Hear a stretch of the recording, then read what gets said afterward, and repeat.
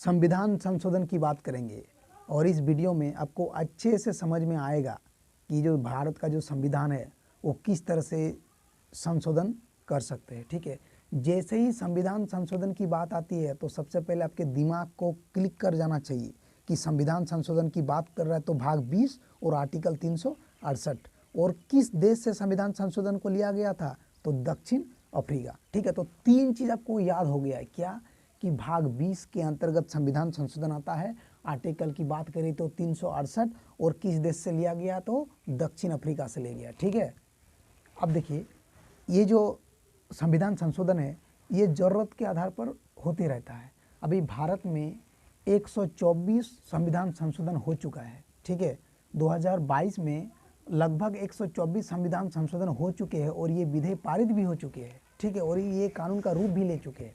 अभी हम जो संविधान संशोधन की बात करेंगे वो सिर्फ भाषा के आधार पर करेंगे। ठीक है, भाषा के आधार पर मेनली 3 बार संविधान संशोधन किया गया है। ठीक है, वो 3 बार कौन सी है तो पहले 21वीं है, फिर 71वीं भी है और फिर 92 है। ठीक है, यानी कि 21, ठीक है, 71 और 92, यानी कि ये 3 संविधान संशोधन की बात करेंगे। भारत जब बना था, ठीक है, उस समय हम लोग मूल संविधान कहते हैं। भारत जब बनकर तैयार हुआ तो उसे हम लोग कहते हैं मूल संविधान। तो मूल संविधान में मात्र 14 भाषा था।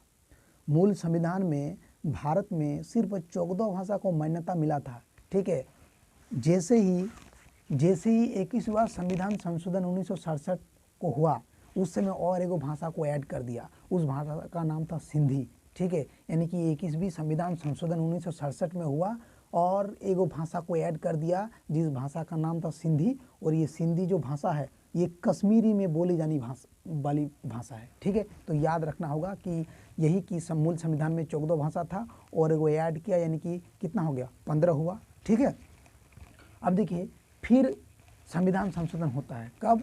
71वीं संविधान संशोधन होता है 1992 में। जब 71वीं संविधान संशोधन 1992 में हुआ तो उस समय 3 भाषा को और जोड़ा गया। ठीक है, वो कौन सा था? नेपाली, मणिपुरी, कोंकणी। ठीक है, यदि आप भूल जाएंगे तो टिक लिखिए नमक, नौ मौ को नमक, नौ से नेपाली, मौ से मणिपुरी और कौ से कोंकणी। ठीक है, तो 71वीं संविधान संशोधन 1992 में होता है। उस समय और 3 भाषा को ऐड कर लिया जाता है, यानी कि इधर 14 था, एक सिंधी को जोड़ा 15, अभी 3 कितना हो गया 18, यानी कि 71वीं संविधान संशोधन के अंतर्गत टोटल 18 भाषा संविधान में मान्यता मिल गया है। ठीक है, अब होता है क्या कि फिर और एक बार संविधान संशोधन होता है वो भाषा के आधार पर। ठीक है, और ये जो संविधान संशोधन होता है ये 92वां होता है, यानी कि 92 संविधान संशोधन 1992 में होता है।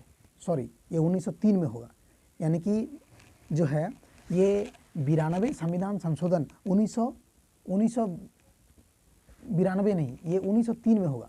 यानी कि होता क्या है कि हम लोग कॉन्सेप्ट समझ जाएंगे तो फिर याद करने की ज़रूरत ही नहीं। ठीक है, गड़बड़ हो जाएगा तो आप आराम से सुधार सकते हैं। तो यही 92 संविधान संशोधन 2003 में होता है और इस समय 4 भाषा को जोड़ा जाता है। कौन सा? बोडो, डोंगरी, मैथिली और संथाली। तो 92 संविधान संशोधन होता है जिसमें और 4 भाषा को जोड़ लिया जाता है। वो 4 भाषा कौन सी है? तो बोडो, डोंगरी, मैथिली और संथाली। तो इस तरह से हम लोग देखें कि पहले मूल संविधान संशोधन में कितना भाषा था तो 14 भाषा था। कौन सी और एक भाषा को जोड़ा गया तो सिंधी को भाषा को जोड़ा गया। सिंधी भाषा जो है ना किस राज्य में प्रयोग किया जाता है तो जम्मू कश्मीर में प्रयोग किया जाता है। जब सिंधी भाषा को जोड़ा गया कौन सा संविधान संशोधन था तो 21वां संविधान संशोधन था। 21वां संविधान संशोधन कब किया गया तो 1967। ठीक है, दूसरा संविधान संशोधन भाषा के आधार पर होता है तो कब होता है? 71वीं, यानी कि 71 संविधान संशोधन होता है। 71 संविधान संशोधन कब होता है तो 1992 में होता है। इस समय 3 भाषा को जोड़ा गया। कौन सी? नेपाली, मणिपुरी और कोंकणी। फिर जो भाषा के आधार पर संशोधन होता है वो 92 होता है, यानी कि 92। तो कब होता है? 2003 में। 2003 में कौन सी भाषा को जोड़ा गया तो कौन सी है? बोडो, डोंगरी, मैथिली और संथाली। ठीक है, तो इस तरह से आप देखिएगा तो संविधान में अभी तक लगभग 22 ही भाषा है। ठीक है, तो संविधान में कितनी भाषा को मान्यता मिला है? 22। तो पता चल गया कि वो भाषा कहाँ से, किधर से, कैसे आया।